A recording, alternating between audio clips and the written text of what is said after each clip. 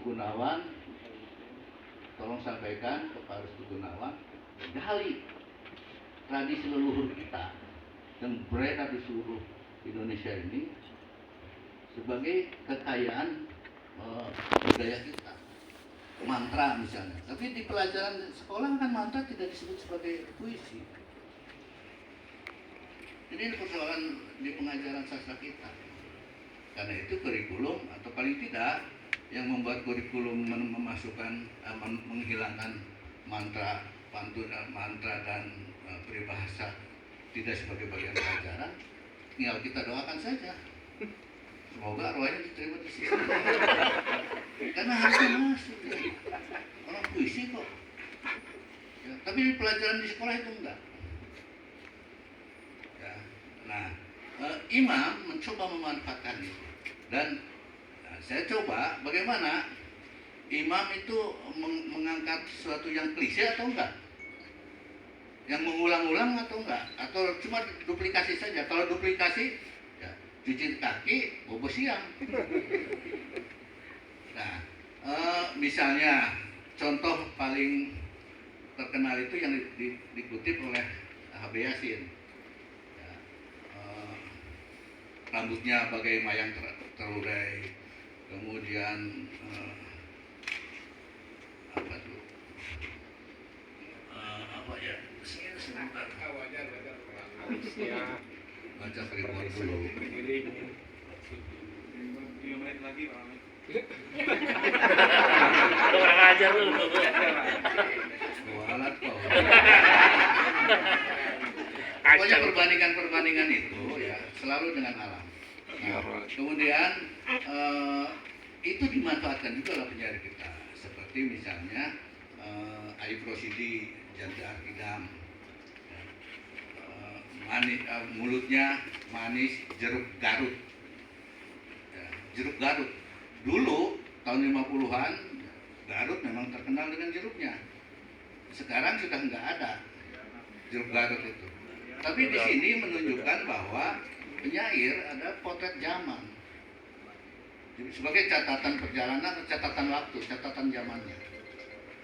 Nah, kalau imam cuma ngulang-ngulang kayak gitu, ya sudahlah. Enggak ada, artinya dia epic one aja. Nah, untungnya imam seperti tadi saya sampaikan sudah berada di jalan yang benar. Model puisi-puisi imam seperti yang saya katakan tadi, olok-olok misalnya, tadi sebetulnya disinggung juga oleh Mas Ahmadun. Nah, ini yang puisinya Janda Arkidam Aib Rosidi. Betina mana tak ditaklukkannya, mulutnya manis jeruk Garut, lidahnya serbuk kelapa puan, kumisnya tajam satu ijuk Arkidam, Janda Arkidam. Nah, sekarang bagaimana imam melakukan metafora itu?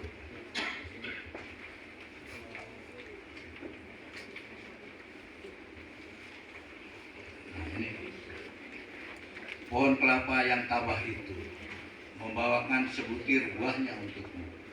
Bagaimana mungkin logika kita, pohon kelapa membawakan sebutir buah untukmu? Kau malu menerimanya karena belum berbuah sepertinya, walau lebih purba. Nah, ini yang saya maksud sebagai olok-olok tadi. Seperti tadi matahari berteduh di kolong jembatan. Logika memang tidak masuk. Ya. Jadi secara semantis itu menyalahi. Tetapi secara sintaksis boleh, namanya puisi. Dan itu metafora.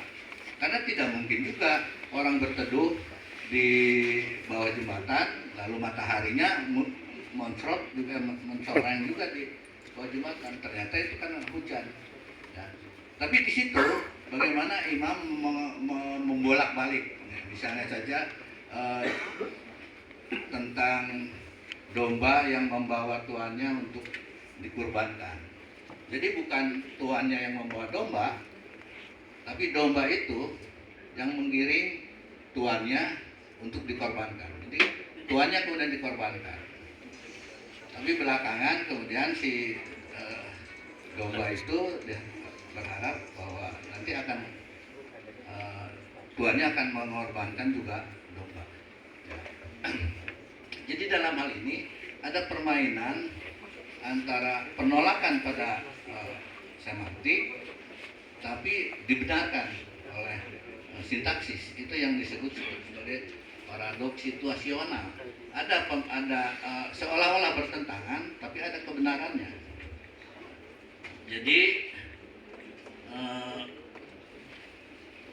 dan beberapa hal yang saya kira juga penting. Jadi ada sosok ibu selalu muncul di mana-mana, ya, di dalam beberapa puisinya ini. Nah, barangkali juga Imam coba menempatkan ibu sebagai sesuatu yang penting dalam hidupnya. Maka tanpa sadar sosok ibu itu muncul dalam puisi-puisinya. Nah, ini saya kira ini naluriah ya.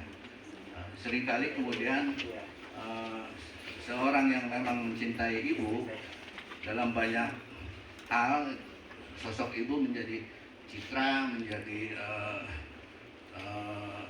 cermin, dan kemudian muncul dalam beberapa puisinya. Jadi secara keseluruhan saya bergembira membaca puisi Imam ini ya. Meskipun ada kesan juga ya, kalau kita bandingkan beberapa puisi Sapari Djoko Damono dengan gaya puisi Imam, ada bau-baunya lah, bau-baunya Sapari. Nah, Imam harus melanjutkan itu.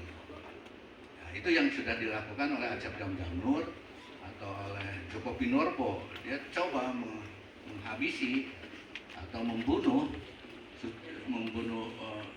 Sapari supaya dia punya kekhasan sendiri. Tapi kalau nggak punya kekhasan sendiri, dia epigon, berada di bawah bayang-bayang Sapari.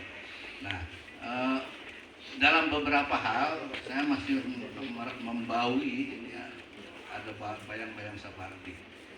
Karena itu Imam harus membunuh Sapari Djoko Damono, membunuh Djoko Pinurbo, membunuh juga Acep Damdamnur, dan muncul dengan bahasanya sendiri. Dan saya kira 2 atau 3 tahun ke depan Imam akan menjadi salah satu penyair penting. Wow. Meskipun rambutnya tetap putih. Terima kasih. Assalamualaikum warahmatullahi wabarakatuh.